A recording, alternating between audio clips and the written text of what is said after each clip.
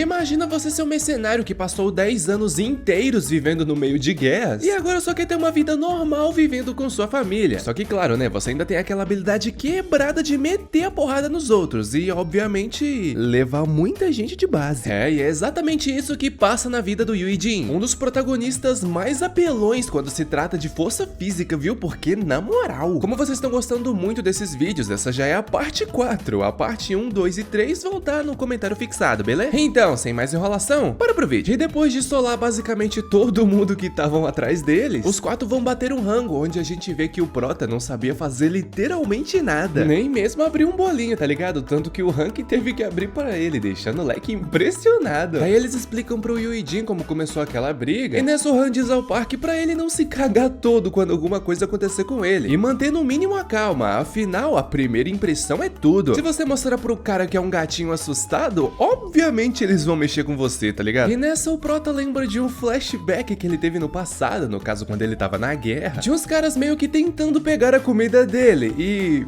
bem, você já sabe o que deve ter acontecido, né? Ele macetou geral na porrada. Vai pegar minha comida não, pô. Realmente, a primeira impressão é tudo, viu? Voltando pro presente, a gente vê que o Young finalmente toma coragem e diz que odiava aqueles dois. Afinal, eles sempre fizeram bullying com os moleques da sala, principalmente com ele. Por exemplo, lembra quando eles ficavam tacando aquelas borrachas na cabeça do Young? Então, isso foi antes do LoL. Não, quando foi que a gente fez bullying? A gente só tava zoando, pô. Isso aí, a gente só brincava com vocês, tá ligado? E desde quando enfiar a cabeça de alguém na privada é brincar, caralho? É mesmo, né, velho? E depois de jogar literalmente tudo que eles fizeram na cara deles, o Park diz que era só um desabafo, tinha problema não, pô, passado.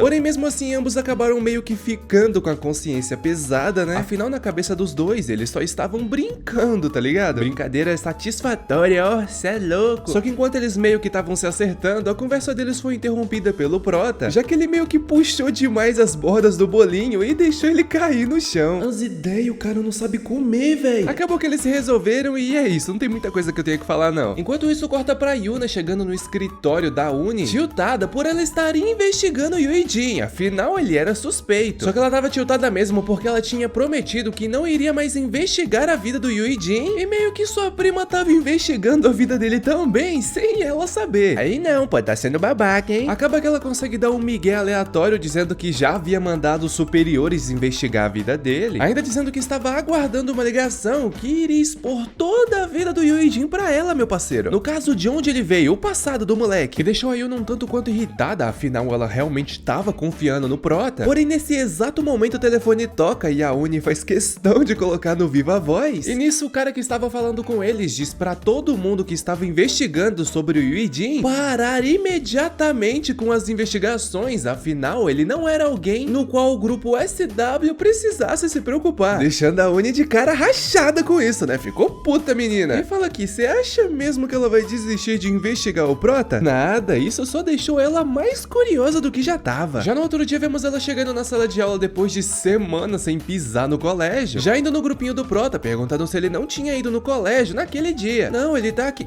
Oxi, mas ele tava aqui agora há pouco. Nessa, o Han fala que o diretor havia chamado ele pra conversar, e pra variar, o Sukijou diz que aparentemente o avô dela havia ido no colégio também. Ou seja, vocês já sabem o que tá acontecendo aqui, né? Já na diretoria vemos o avô da Yuna falando diretamente com o Yu Jin e agradecendo por ele ter salvado a sua neta. Foda que nessa cena a gente pode ver que o Prota não tá nem aí pra ninguém, tá ligado? Porque ele disse na cara do velho que só tinha ido salvar a irmã dele, a Yuna veio de brinde. Porém, isso não mudava o fato que ele tinha salvado a vida dela, né, pô? Ele vira as costas dizendo que se só fosse isso ele já tava vindo embora, mas o cara pede pra ele esperar, perguntando se ele não poderia ser o guarda-costas da Yuna. O Prota se vira dizendo que aquilo não era um trabalho para um simples aluno do ensino médio que nem ele, né? Tirando o fato que o Sukijou também já era o guarda-costas dela. Mas obviamente o Veil não caiu na ladainha dele, né? Afinal o Prota era bom de briga. E ainda diz que o Sukijou tinha pedido um afastamento depois do que havia acontecido com a Yuna. Afinal ele não sabia de maneira ciente se poderia cuidar ou não da Yuna, sabe? Porém o Prota o ignora história dizendo que talvez não daria conta daquele trabalho, já se virando e indo embora. Até que o cara diz que também queria agradecer pelo servicinho que ele fez 3 anos atrás. Oxe, 3 anos atrás?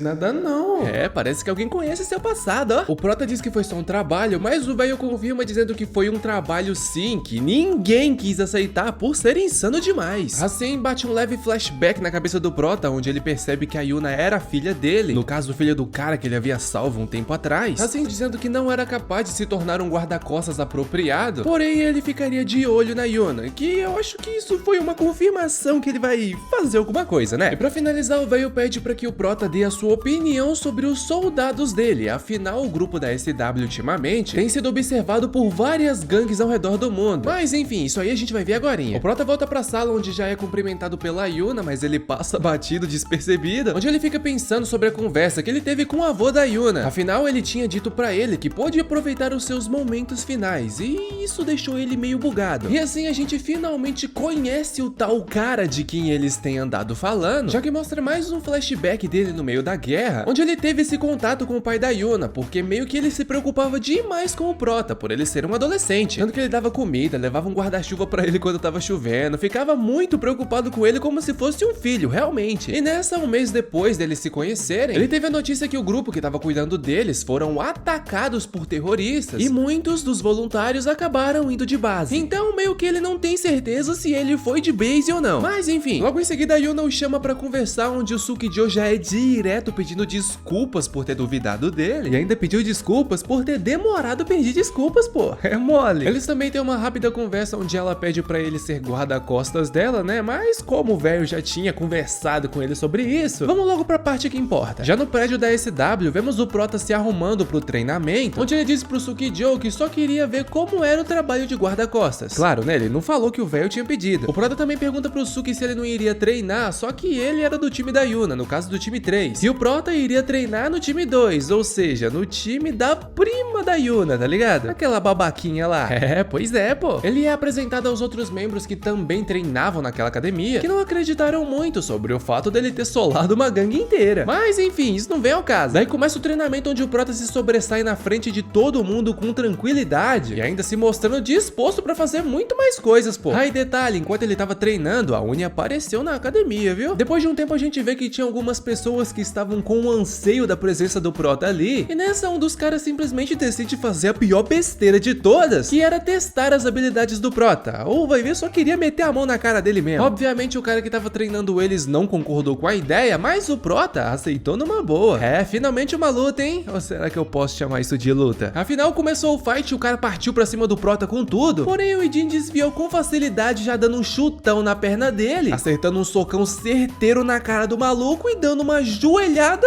nocauteando o cara. É, pois é, eu posso dizer que a luta durou ali uns 5 segundos, tá ligado? E com isso, geral ficou de boca aberta e até com um pouco de medo do prota, inclusive o guarda-costas da Uni, que ficou meio, né, acho que com invejinha. Ainda mais porque aquele esquadrão era as pessoas que protegiam a chefe dele, né? Então, até que faz sentido. Não satisfeito, um dos caras se levanta dizendo que também queria lutar com ele depois de ver seus movimentos, só que o prota novamente aceita numa boa, ainda dizendo que a luta passada foi só um aquecimento pra ele, pô. Ô, bichinho abusado, viu? Só que o que ele não contava era que aquele cara era um dos mais fortes do esquadrão, sem contar que ele tava se achando demais. Tanto que ele foi pra luta sem o capacete de proteção, pô. Oxi, você não vai usar capacete não, é? E pra que eu vou usar capacete? Você vai acertar um soco em mim, é?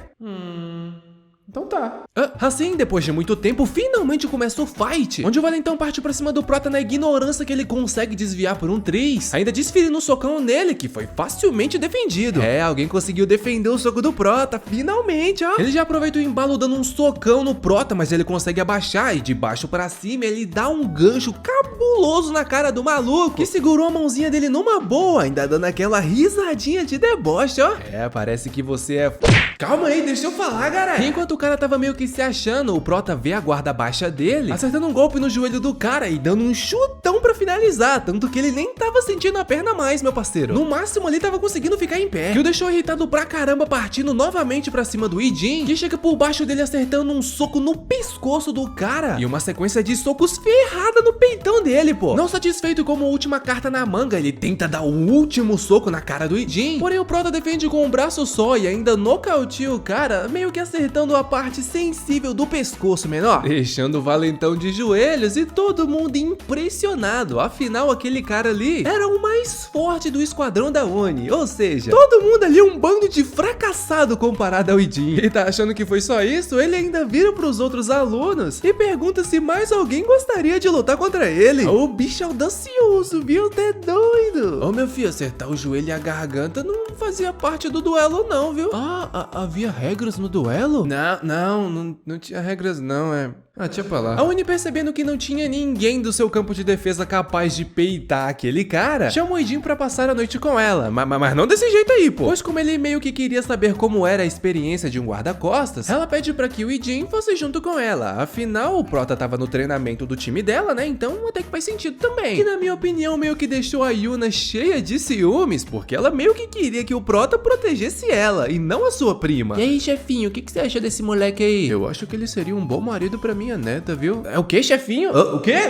Nada não, pô. Assim, tem coisas que eu não comento aqui, sabe? Mas papo reto. O Idin de terno, meu parceiro, ficou uma delícia. Detalhe, isso tudo no primeiro dia, tá? Enquanto o Idin via todo gostosão pra ser o guarda-costas temporário da Oni, geral do pelotão de treinamento que o Idin tava participando tava levando uma bronca por não ter acompanhado o moleque. Então, um tempo depois, vemos ele já chegando no carro, onde o Prota foi no banco de trás ao lado da Oni, acompanhando ela. E ficou aquele climão, tá ligado? Ele do lado dela, os dois caras que tava na frente mais olhando ele do que ao redor do carro. Tirando o fato que ainda tinha mais um carro atrás dele, cheio de gente, meu parceiro. É claro, né? Ninguém ali daria conta de solar ele, mas enfim, eles estavam ali. Pra quebrar o gelo, ela pergunta se ele já tinha se considerado se tornar um idol.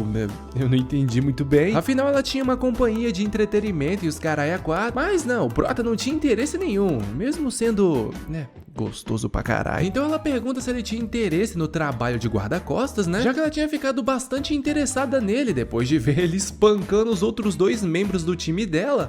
Fácil. E o braço direito dela tava ali cada vez mais irritado, ó. Daí um tempo depois eles chegam no escritório dela e tal, tanto que se passou 1 hora e o Prota não tinha feito sequer um movimento. E nessa aquele carinha pergunta pro Idin onde ele havia treinado, porque pelas habilidades que ele havia demonstrado no treinamento, o cara tinha que ter praticado no mínimo ali uns 10 anos, né? Nossa, que coincidência. Você deve no mínimo ali ter treinado pra caramba quando era mais jovem, numa escola de autodefesa, sei lá, tô certo? Nada, aprendi tudo vendo tutorial no YouTube, pô. Ele meteu essa pra cima de mim? Momentos depois vemos novamente eles no carro, só que dessa vez a Uni pergunta se tava tudo bem, afinal já tava meio tarde, né? E ele diz que sim, tava tranquilo. Até que de longe o Prota avista um caminhão vindo de lá pra cá e pelo visto o cara tinha enchido a cara, assim invadindo a contramão e acertando o carro deles em cheio, meu parceiro. Claro, né? O motorista conseguiu desviar e o carro não ficou todo detonado, ele só foi arremessado pra longe. Enquanto os dois caras da frente foram checar pra ver se tava tudo bem com a Oni, o Prota já tava lá agarradão com ela, fi. Olha. Que inveja.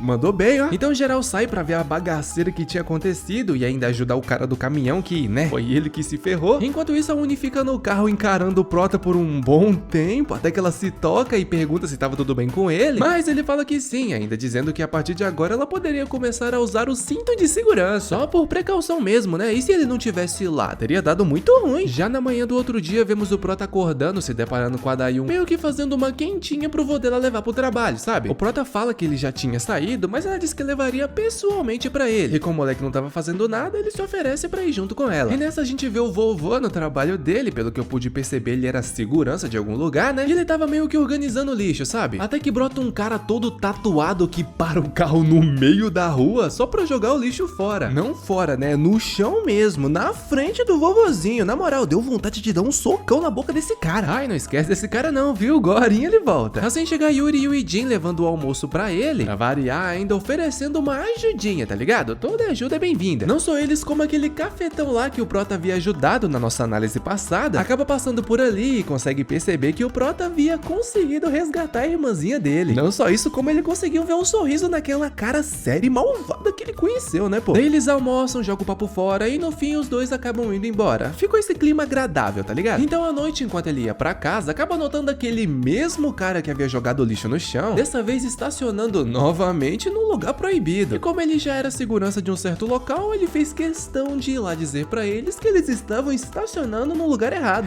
Pois é, qual a probabilidade disso dar merda? 100%. Nessa o cara fica tiltado sendo mó babaca com ele por nenhum motivo, obviamente, até o braço direito daquele cafetão chegar por trás do cara pegando no pescoço dele e quase botando o cara pra mamar com uma pressão, tá ligado? Nossa! O cone tatuado obviamente ficou com o cu na mão e ainda foi arremessado no próprio carro pelo cara. E disse que da próxima vez que ele desobedecer aquele velhinho ali, nossa, ele ia tá fudido, meu parceiro. Assim eles vão embora e o cara se vira com uma aura 100% diferente, perguntando se o velhinho tava bem. Ele apanhou pro Idin? Apanhou pro Idin, mas ele também é quebrado e é gente boa. Só que o mais foda disso tudo é que momentos depois vemos ele conversando com o cafetão, explicando o que tinha acontecido, até que o Idin broda lá todo encapuzado, mostrando uma foto que o guarda-costas do cara lá tinha tirado com seu avô, perguntando se por acaso aquilo era uma ameaça. Que obviamente não era, né? Eles não eram nem loucos de fazer isso. Mas quem disse que o Prota tinha entendido? Faltou chegar lá com uma peixeira na mão. Vou te contar, eles quase levaram outra surra de graça, ó. Isso aqui tá parecendo um sutiã, né? Mandou me chamar, senhora? Mandei sim, eu tenho uma pergunta pra você. O Idin tá bem? O Idin, ele tá bem sim. Você levou ele pro hospital, né? Aconteceu alguma coisa? Não, ele tá bem. Foi só pra ter certeza, porque depois de um acidente de carro, né? Ele pode ter machucado. Mas por garantia, vá lá e pergunte pra ele se ele tá bem de verdade, tá bom? Tá bom, senhora. Ela nem disfarça que tá gostando dele, né? Um tempo depois vemos o Idin conversando com o Sukijo, que perguntou o que havia acontecido com ele hoje, porque comparando com os outros treinos que ele teve, parecia que ele tinha tomado um suquinho de maracujá. Não, pô, é só pra não ficar me exibindo, sabe? Não quero outro esquadrão me odiando. Mas fala aí, tu não ia parar de ser guarda-costas, não? Oi? Não, quem te disse isso?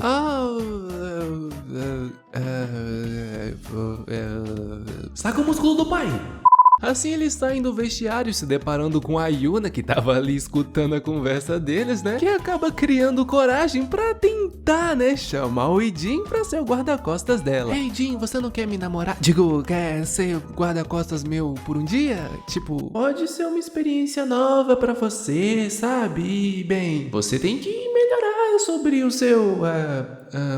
fé nas malucas. Ele acaba aceitando e um tempo depois vemos eles naquele mesmo café onde ela havia sido sequestrada, que ela havia já planejado ir pra lá com o intuito do Prota aceitar, já que era perto da casa dele, né? Já pensei em tudo. E chegando lá, ele já se depara com seu arco inimigo, o bolinho de arroz menor. Ela tenta puxar um papo com ele lá, mó descontraído, tentando meter o Sukijo na conversa, mas não tava dando muito certo, né? E pra tentar puxar algum assunto, ela começa a falar mal do pelotão da sua prima pra ele, tanto que até o Sukijo ficou surpreso com a reação dela. Só que eu acho que ele ainda não se tocou que a Yuna tá gostando do Idin, né? Mas enfim, nessa ele olha pra ele e se lembra que no passado teve uma conversa bem séria com o pai dela antes dele ir de base e pede pra que eles pudessem conversar a sós, tá ligado? E nessa, como eles estavam sozinhos, ele já começa dizendo o nome do pai dela, perguntando o tipo de pessoa que ele era. A Yuna diz que ele era uma pessoa que trabalhava demais e ainda complementa falando que ele tinha uma doença que meio que fez com que ele tivesse um tempo de vida limitado, mas mesmo assim ele continuou trabalhando no exterior e pra variar, ele chegou a falecer antes mesmo de conseguir ver a própria família, que deixou a Yuna bastante frustrada com tudo aquilo. Mas momentos antes dela continuar conversando, vemos que o pai dela, momentos antes de ser internado depois de ser salvo pelo Idin, pediu pra ele conhecer a sua filha pessoalmente e dizer pra ela que se arrepende de não ter conseguido ver ela antes. E foi exatamente o que ele disse pra Yuna ali, meu parceiro, que deixou a mina de boca aberta, né, por ele ter conhecido o pai dela de alguma maneira. Porém, o Prota se levanta e sai dizendo que ele só podia dizer aquilo a ela, que deixou a mina bem emocionada, né? Afinal, seu pai realmente havia ido jogar no Vasco. Mas não só ela se emociona, como o Prota também acaba percebendo que o pai dela meio que tinha pedido pra que ele conhecesse a sua filha, com o intuito de fazer com que ele saísse daquele inferno, no caso daquela guerra, e vivesse uma vida normal, velho. Ele pensou até no Idin antes de morrer, mano, pra vocês verem o tanto que o cara era foda. Deveras emocionante, não acha? Agora, saindo desse clima de enterro, no dia seguinte vemos o tenente chegando na casa do Prota, onde havia ido só pra dar um oi e conhecer a família dele também. Daí ele troca um papo com a avó do moleque, onde agradece por ter salvo a vida do Idin, se bem que na verdade foi o contrário, né? Mas foi graças a ele que o Prota conseguiu a acharam sua família novamente, então até que tá valendo. Foda que a gente também vê que o cara passa fome, afinal, dizendo ele, a mãe dele cozinhava mal pra caramba e ele não podia falar mal da comida dela, senão escutava a semana toda. É, pois é, foda.